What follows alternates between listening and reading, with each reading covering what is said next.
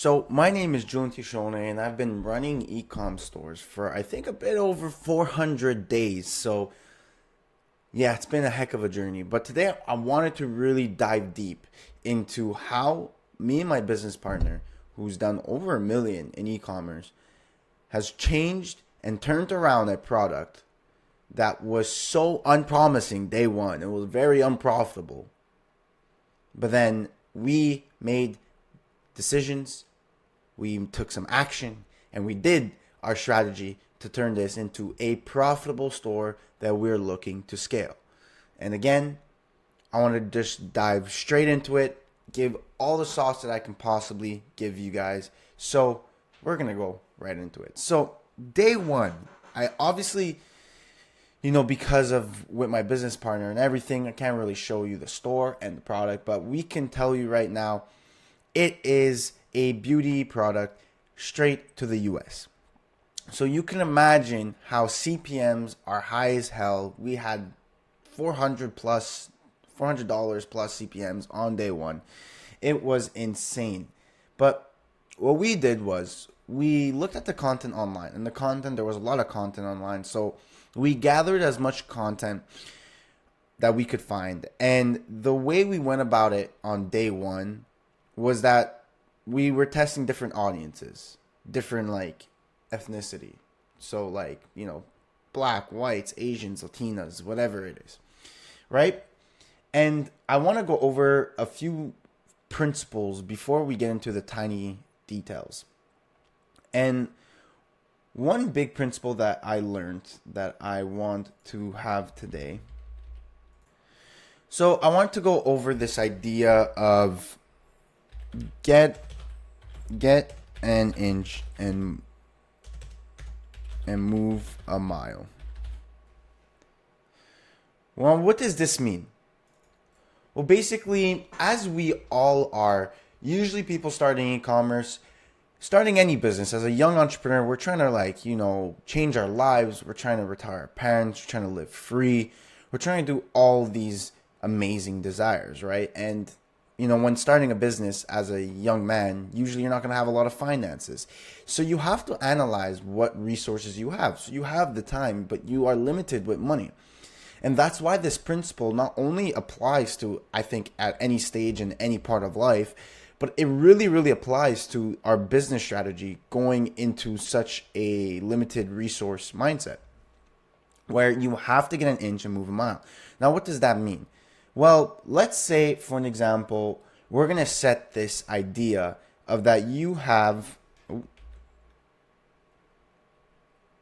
can I change this to black? Yeah. So we're going to set that you have this $200 stop loss, right? And within this $200, you want to make sure that you are making the best decisions, high leverage decisions, to try to change and make this product profitable within the $200 spend.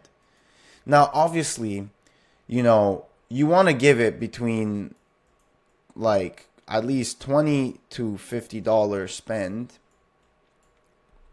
before you make any decision whatsoever.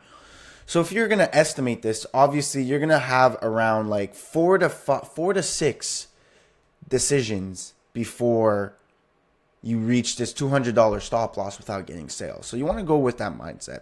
And the reason being is because obviously a lot of people talk about how when you post ads, you should make it optimized, let it spend before you make any decisions. But let's now think about this logically. I know people that post ads and don't touch the ads with spending $4,000, $4,000, which is a good decision, obviously, but we don't have $4,000 just to blow like that, right? So what I see a lot of people say is $50 is too early to tell. Let it spend $100 to $150. But now let's also be real. What's that extra $100, $150 going to be? You're not going to get it. This ad that you post that is not getting sales. It has shit metrics. It's not magically just going to turn around itself on day 2, day 3, day 4 with an extra $100 to $200 spend because, the world loves you. The world doesn't work like that, right? So if you're not going to go the route of spending thousands of dollars and trying to get really the best data on Meta possible, you're going to want to do the opposite. You're going to want to like take the least amount of spend and try to see what you can do with the data you just purchased. So that's the idea of getting an inch moving a mile, is basically with as little spend as possible, can you make the best decisions? So what I want to go over is day one, we were set to spend $150 within 3 different campaigns, $50 each, targeting different audiences. And on day one, we ended up killing the ads, or like shutting off the ads, around 45. And why is that so? Well, because we spent the 45 in total for the day, and we saw the little metrics that one audience was going to perform better. So it had a bit better CTR, it had a bit more spend. The metrics were dog shit. CPCs were high as fuck because of CPMs. CTR wasn't the best. It was, it was still like 5%. It was pretty good, but there was no add to carts. There was no buying intention. But we said, look, day one, our goal was to test out which audience would give us the best possible outcome for the next few days of testing this product. And we decided with $45 spent that this audience was. Now we shut those ads off because those ads specifically weren't going to make us and bring us to the promised land. So we shut them off. We didn't want to burn any more cash. And we decided, all right, let's double down on this audience. So after that, we did a bit more research. And the things that we added were, we added a listicle. Now the listicle, or if you don't know what a listicle is, it's basically like a page before they get to their sales page. So basically like a page of information, and then at the bottom of the page, it has like check now, and then it brings them to the page where they can buy. So this listicle that my business partner made, very, very simple. Honestly, like the structure was basically, the title was 5 reasons why, and then whatever like your message is, like 5 reasons why this specific ingredients works, or 5 reasons why this product is the best. And you basically, it's very simple. You have an image with some copywriting here, image with some copywriting here, and all the way blah blah blah 5 times, right? Because we had the title 5 reasons. So I brought it to that listicle. That's something we changed. We changed the offer a bit. So here's the offer that we're running around. So let's say we're selling like a knee, something for a knee, right? We would do a buy 1, get a free gift, buy 3, get 3 gifts, and then like an ultimate bundles where they get like 5 of the main product and like 5 free gifts plus 2 extra gifts. So it was like insane bundle. Like we stacked up the fucking value. So this was something that we did on day 2. And we even named the bundles pretty good. Like we had like a knee rescue trial, which is like, I feel like the wording makes it like feel like it's free, but it's not. They still have to spend like whatever it is. Like I think we priced this at like $30. And then we got like the crazy trio bundle. Maybe this is like 50 to 60. We'll just do 50. And then like the ultimate bundle where the value was absolutely stacked. It's like, you can do between like 80 to 100. I like 100 and blah, blah, blah. But this offer definitely helped us with conversion rate. And then basically what we did on day 2 was I made ads curated to this audience.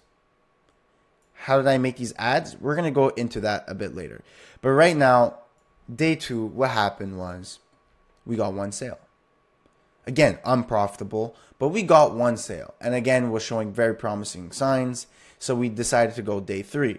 And then day 3, day 4, day 5, we just kept rinsing and repeating the cycle of taking the data that we bought the day of and trying to just improve our ads as much as we possibly could.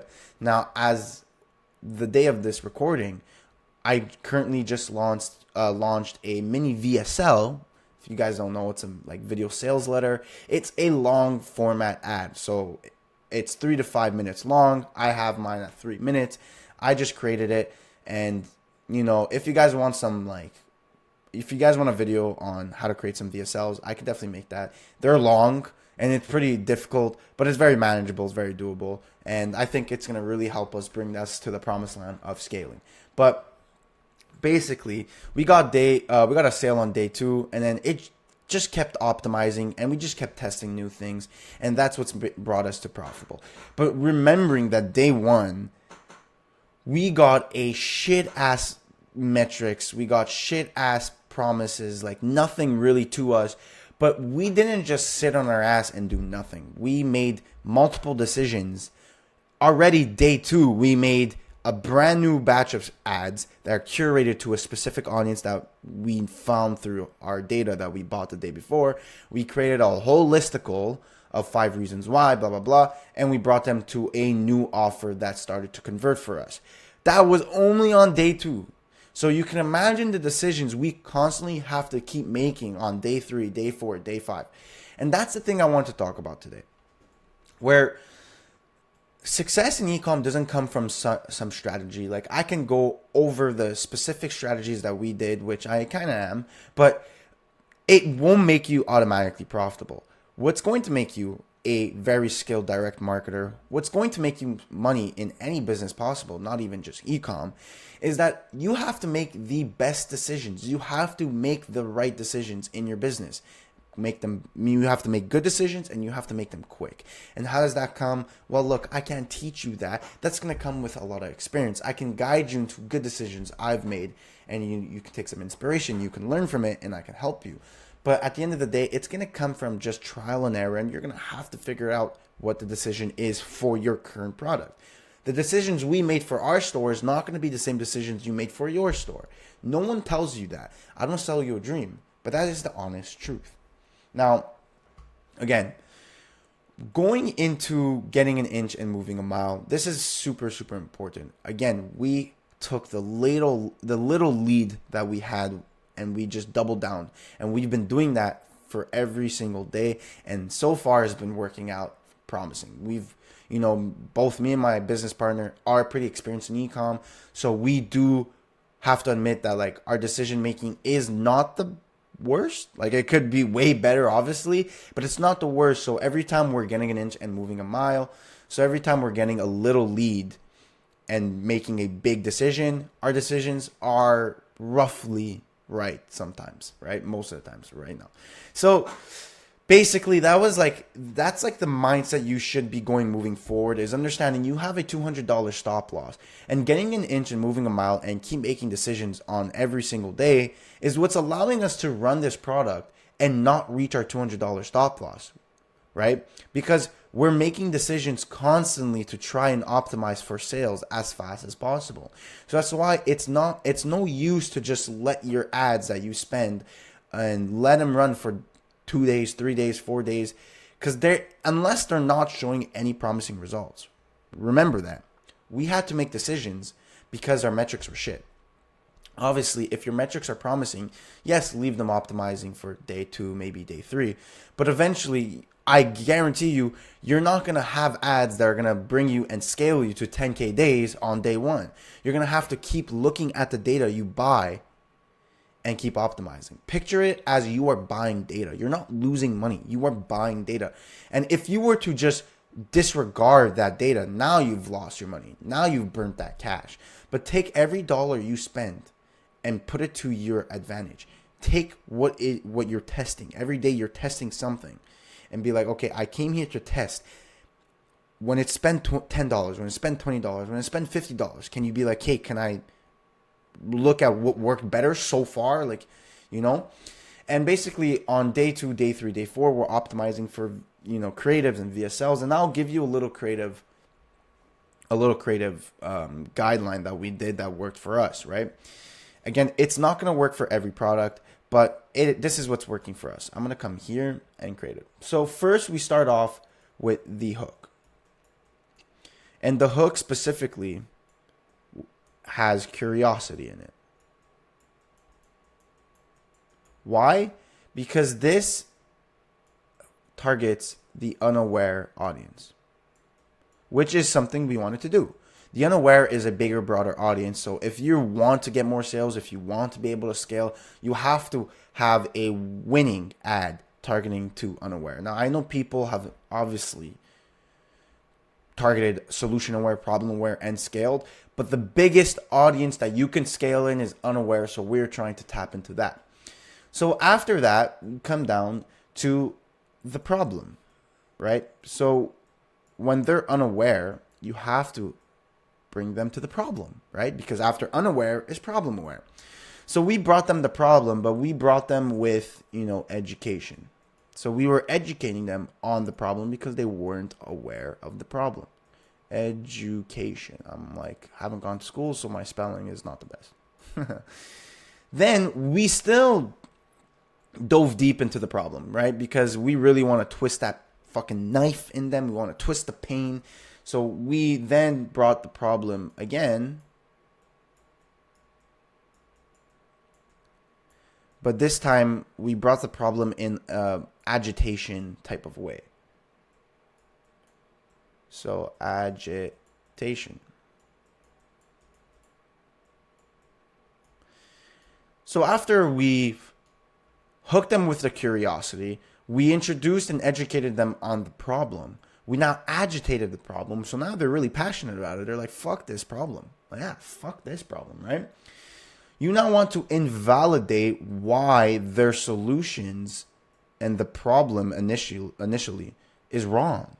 You want to give them the facts.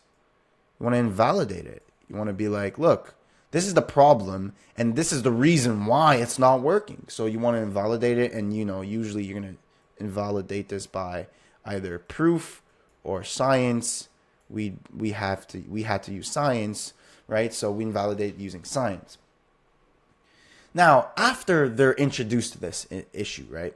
You got hook, they're hooked again, problem, invalidate that problem. Now they're like, okay, so I'm aware of this problem. I'm aware of the solutions and how the solutions are not worked. I'm passionate because I'm agitated by it.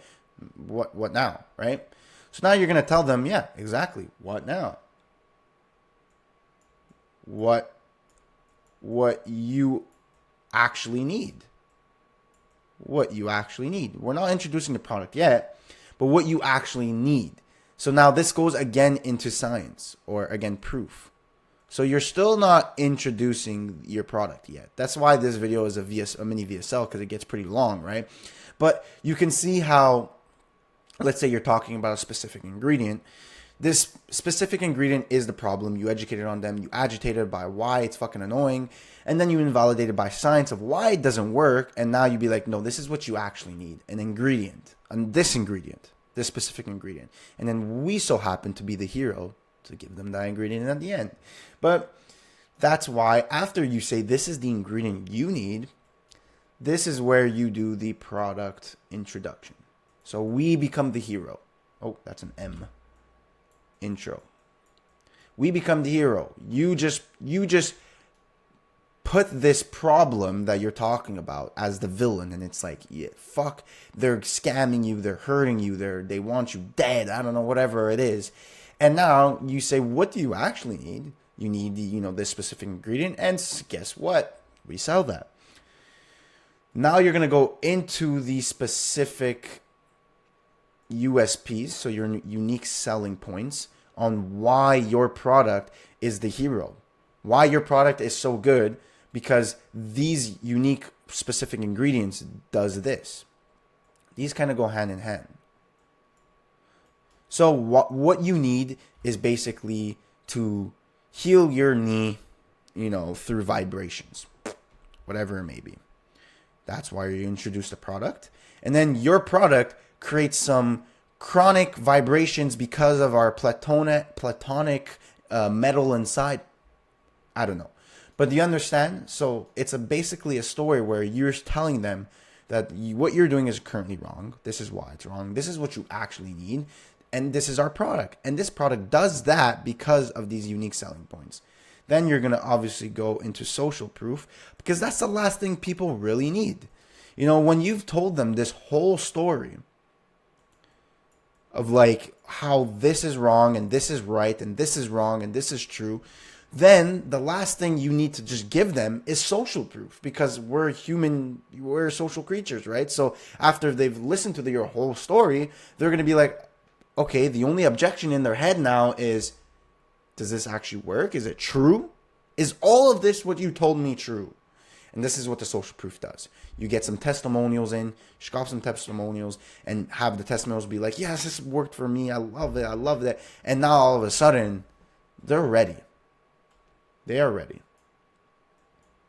So then I like to end it off with our special offer, because we have a busing offer like we have over here. We like to end it off with an offer plus either you can do a guarantee,